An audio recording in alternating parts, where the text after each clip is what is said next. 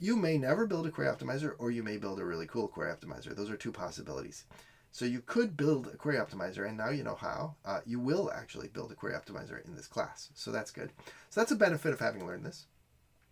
A second benefit of having learned this, which is much more common, is that you might influence the behavior of a query optimizer by basically manipulating a database system. People who write complicated SQL queries often run into optimizers doing the wrong thing. It can be very frustrating. Your optimizer might pick a crummy plan, or for example, you might have built an index hoping that it would improve some of your queries, and it didn't pick the index that you built. So these kind of frustrations are things that come up all the time using relational database systems.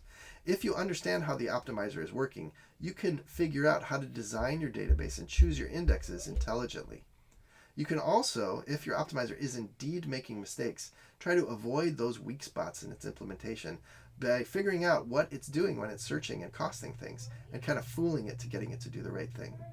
Finally, you can coax your optimizer sometimes to do what you want using little hints and tricks, and various different systems have ways that you can influence them.